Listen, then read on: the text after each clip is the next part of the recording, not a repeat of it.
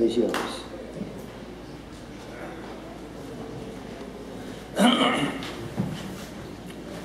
Dziękuję za możliwość wygłoszenia mego referatu tutaj na Uniwersytecie Warszawskim, a szczególnie w tym pokoju, gdzie parę lat temu dostałem honorowy doktorat honoris causa od Uniwersytetu. Ja się wychowałem w Warszawie, ale opuściłem miasto, mam 16 lat po wybuchu wojny. Także mój język polski jest raczej dziecinny, niedojrzały zupełnie. Dlatego przeczytam swój referat po angielsku i proszę mi wybaczyć za to, bo ja po prostu nie jestem przyzwyczajony. Jestem wiele lat profesorem Uniwersytetu Warszawskiego, gdzie wykładałem tylko po angielsku. Także w ogóle nie mam przyzwyczajenia mówić po polsku, tylko prywatnie. Także przechodzę teraz na język angielski. My talk will consider Russian public opinion, a very important subject. In the old days, in the Soviet days, we could only guess what the Russians thought. But since the collapse of the Soviet Union, there have been endless public opinion polls which tell us what the Russians think. And as you will see from my remarks, the information is rather sobering, because we tend to think that the undemocratic institutions are imposed on the Russian people, that at least in the United States, the majority of Americans think that naturally all people want to be democratic, to be free and so on. And you will see the situation is far more complicated in the case of Russia, and I'll try to give some explanations why this is so. Now, when the Soviet Union dissolved in 1991, there were widespread expectations that Russia, its successor state, rid of her communist regime and empire, would take a firm pro-Western course, that Russia would democratize her political system, grant her citizens unassailable civil rights, and rejoin the international community. Such were the promises made by Boris Yeltsin when he took charge of post-communist Russia. Unfortunately, since ex-KGB Colonel Vladimir Putin has replaced Yeltsin, these expectations have been gravely disappointed. The trend of Russian politics under Putin and his successor, Medvedev, has been to muzzle democratic institutions, to restrict civil rights, and to conduct a foreign policy that vacillates between cooperation and obstruction. What accounts for these unwelcome trends? Why once again, as in 1917, does Russia seem unable to make the transition to a regime that guarantees its citizens political and civil rights, which Westerners assume to be a universal human yearning? Is this simply due to the ambition of Putin and his associates, the so-called Siloviki or strongmen, who have taken over the Kremlin? Alas, there is a great deal of evidence that the anti-democratic, anti-libertarian actions of the Putin and Medvedev administrations are not inflicted on the Russian people, but shared and supported by the majority of its citizens. This evidence indicates that no more than 1 Russian in 10 cares about the democratic liberties and civil rights. The great majority either do not care about them or reject them. The current mood of the Russian people can be determined by opinion surveys. The leading political organization is the All-Russian Center for the Study of Public Opinion, based in Moscow, and until his death recently directed by Yuri Levada.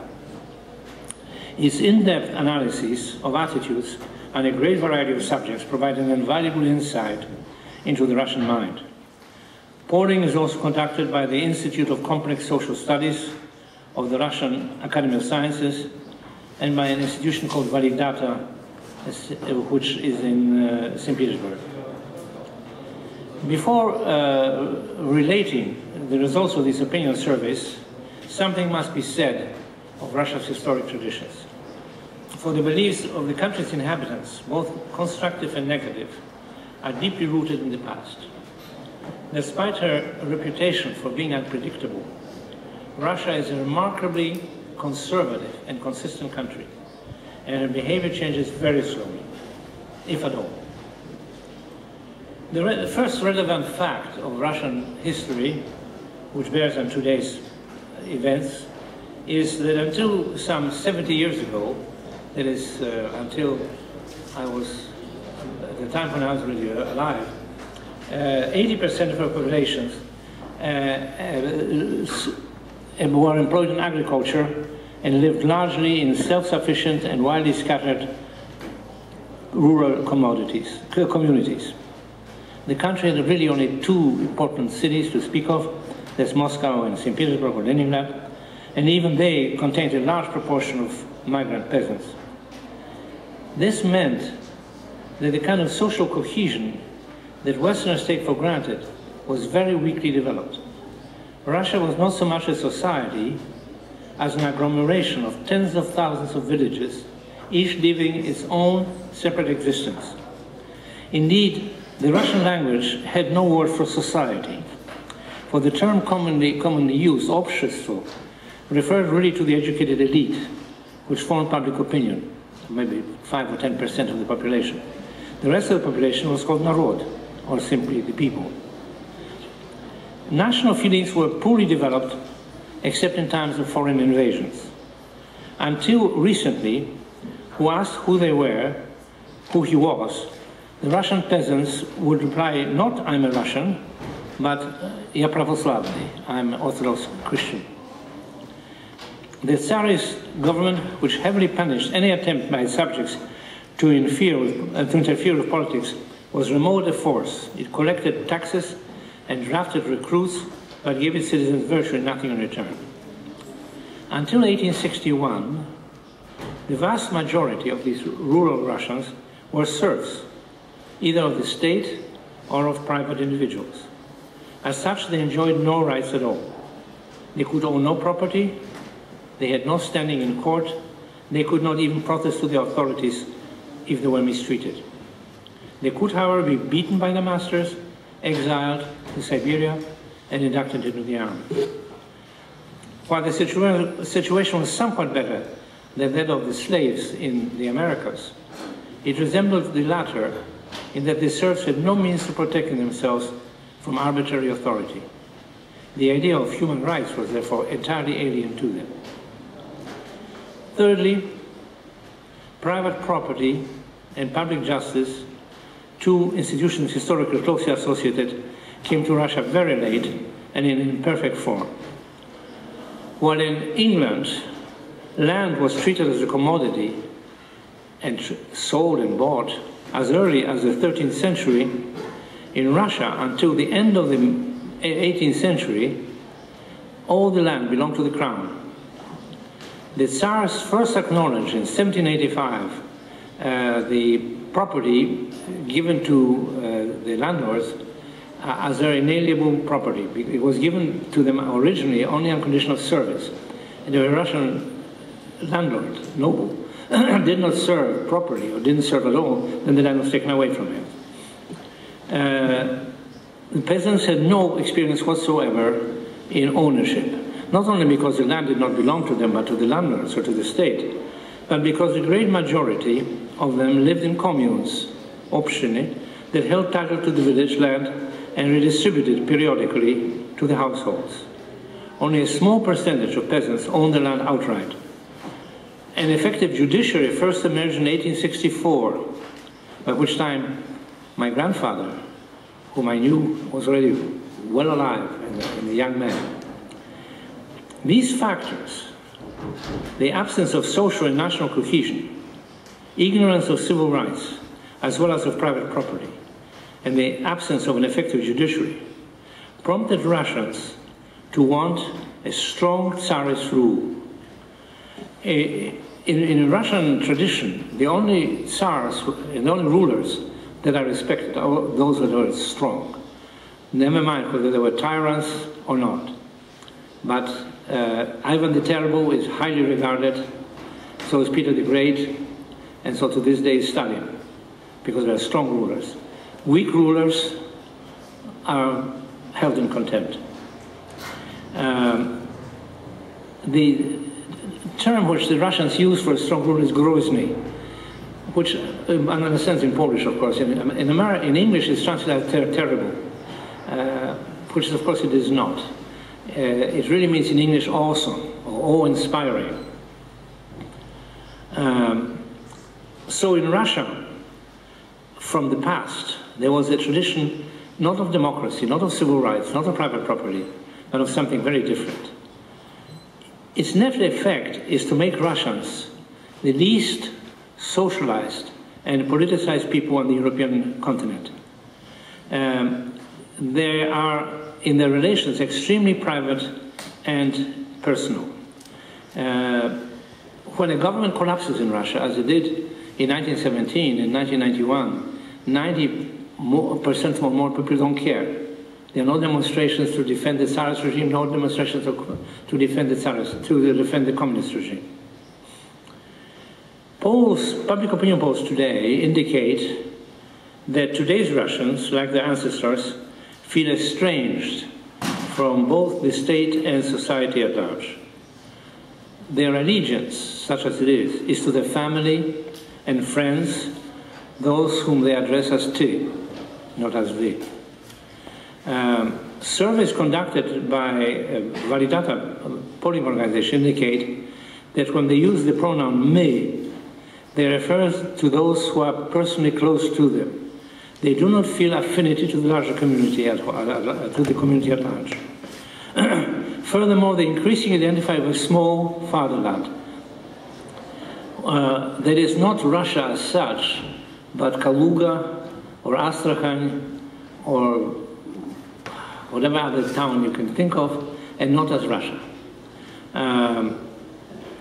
Today, when people are asked, what do you connect most directly with the idea of the nation, 35% say where I was born and grew up, and only 19% respond the state in which I live.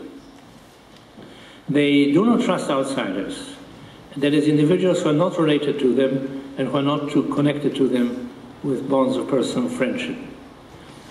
Hence, Validata, the St. Petersburg organization, said, which is an astonishing statement, "Ruskie живут в окопах." Russians live in trenches. They feel they are surrounded by enemies. And the mutual trust, which is the basis of civilized life, is notably absent. That also affects their perspective on politics. Comparing the attitudes of citizens toward their states in America, England, Germany, Sweden, and Russia, Validata surveys found that Americans and Swedes display the highest trust in the state, and Russians don't trust the state at all. Conditioned by Soviet experience, they make the greatest demands on the states in terms of social services, but because these are not satisfied, the largest number of respondents, 38%, say they owe nothing to the state. The state gives us nothing and we owe it nothing. That's the typical response. Majority of Russians view democracy as fraud.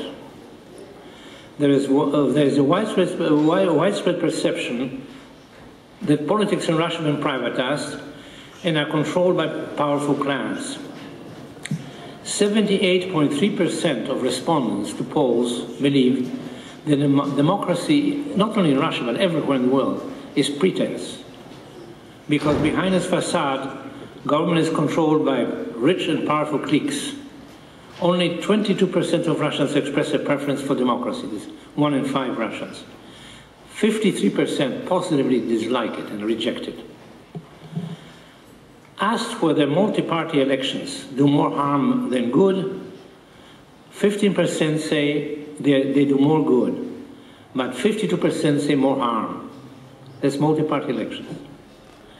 Political parties are unpopular, and the majority is quite amenable to living in a one-party state. According to the Center of Sociological Studies at the University of Moscow, 82% of Russian respondents say that they have no influence over the national government, and 78% say no influence over local government. So democracy doesn't amount to anything.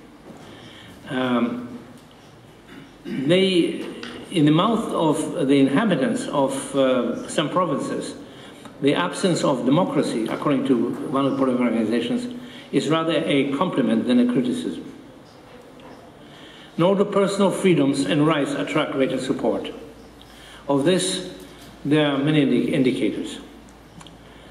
When the citizens of the Voronezh province were asked, what is more important for you?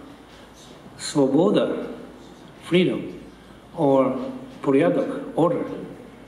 80.8% said porядок. Now, of course, if you think logically, there is no contradiction between freedom and order. In a true democracy, order and freedom go hand in hand. But to the Russian, they're contradictory. And they are perfectly willing to surrender their freedoms, such as the freedom of speech, the freedom of the press, and freedom of movement, in exchange for stability, porядок. This is a very dispiriting evidence. One of the polling organizations found the astonishing result that 76% of Russians favor the reimposition of censorship on the press and media. The judiciary system, law, is held in contempt as both corrupt and subservient to the state, especially since Putin's advent to power. Basically, Russian businesses, if they have to have legal disputes, they prefer to resort to arbitration courts, where they nominate the judges, than to official courts.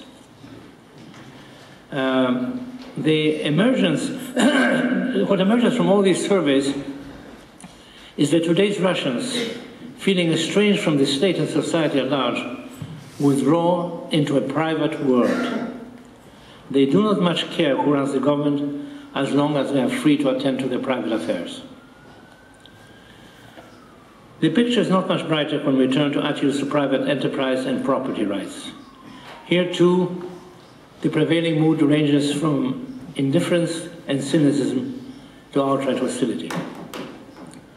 84% of Russians say in polls that wealth in Russia can only be acquired by proper connections and robbery, by thieving.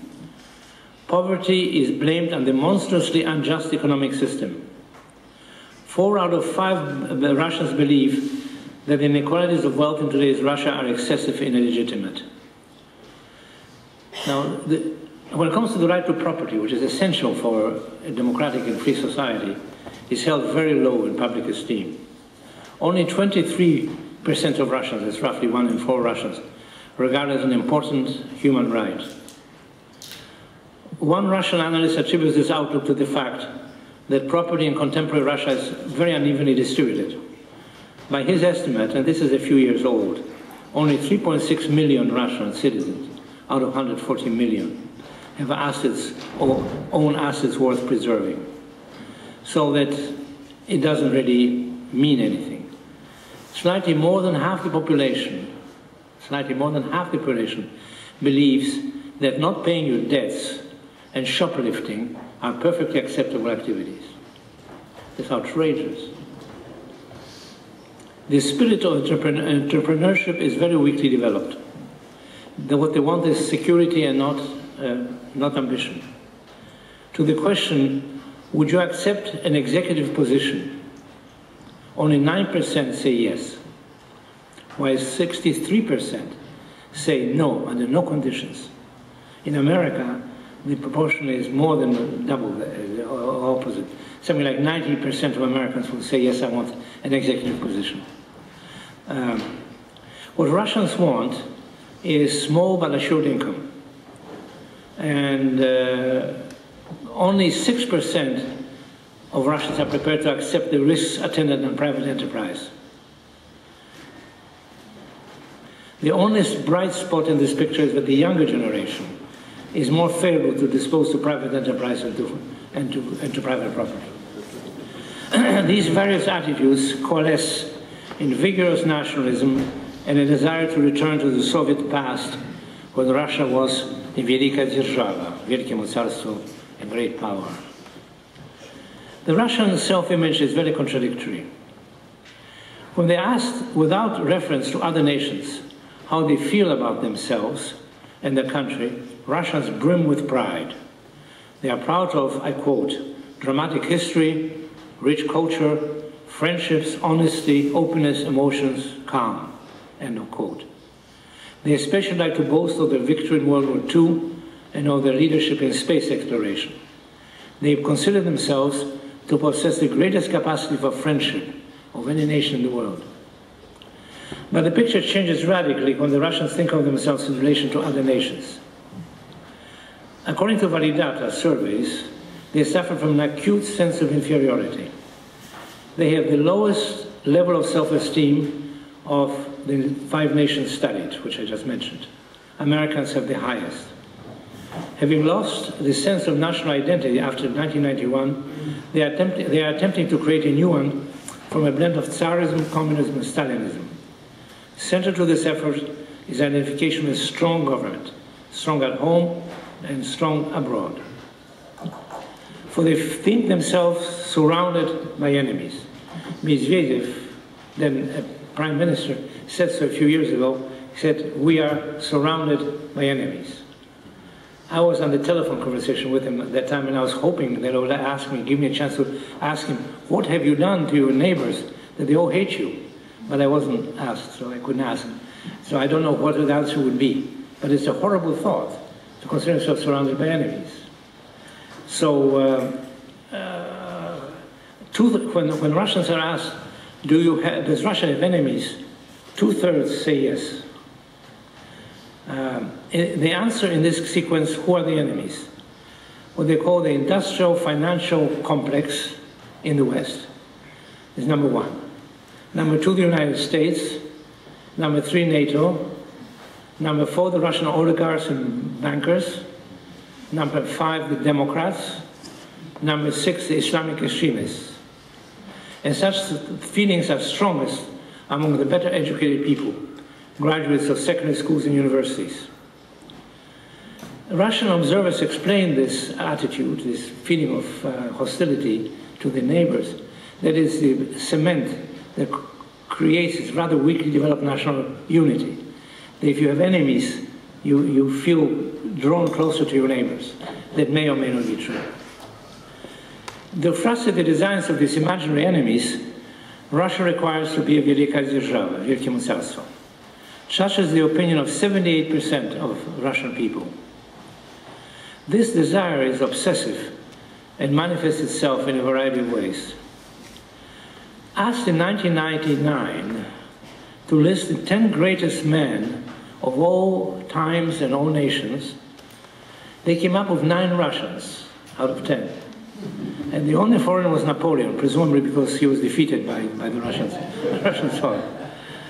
The first 5 named in terms of frequency were in the first place Peter the Great, number 2 was Lenin and Pushkin together, number 3 Stalin, and the 4th and 5th place the astronaut Yuri Gagarin.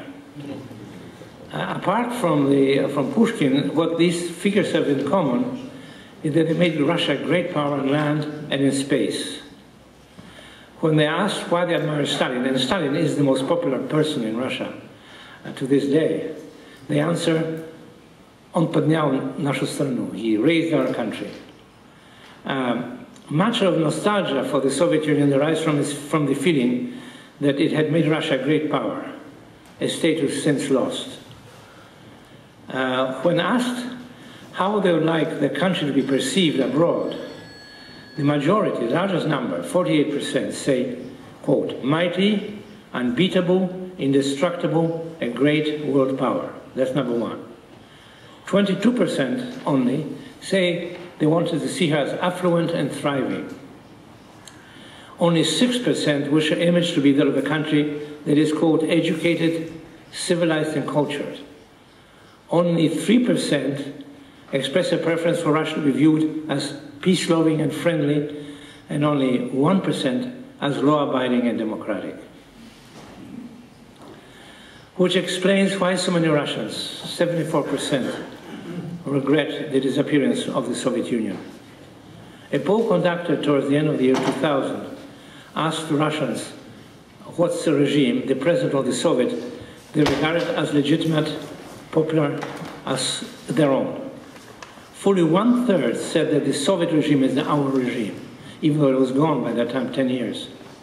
Only 12% considered the post-communist regime to be legitimate, and only 2% called the post-Soviet regime as their own.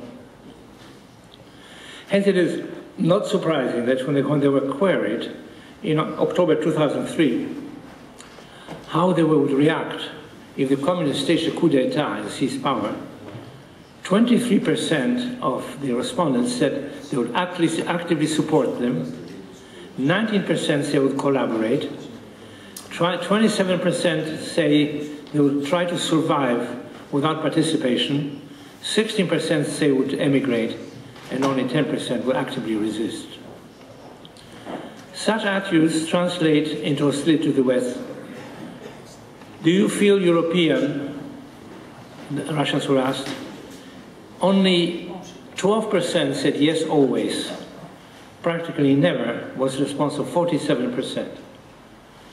2/3 of students believe that Russia is a great nation and has a great mission history, while only 31% of students believe that Russia is a nation like the others. The United States is especially disliked by Russians, largely because it is perceived as having usurped global hegemony in which Russia is entitled to share. If it were not for the United States, Russia would be the great world power.